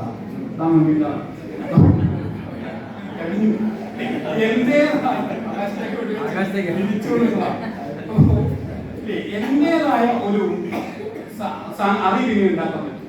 ഇത് ലോകത്തെല്ലായിടത്തും നടക്കുമ്പോഴാണ് ഒരേ വിജ്ഞാനത്തിൽ നിന്നും വ്യത്യസ്തമായ ആപ്ലിക്കേഷനുകൾ, വ്യത്യസ്തമായ പ്രയോഗങ്ങൾ, വ്യത്യസ്തമായ ഉപകരണങ്ങൾ അത് പ്രവർത്തനക്ഷമമാകുമ്പോൾ വ്യത്യസ്തതയാർന്ന ജീവിത രീതികൾ ഉണ്ടായി വരിക. അറിവിന് ഈ വൈവിധ്യത്തെ കൂടി നിലനിർത്താൻ സാധിക്കണം.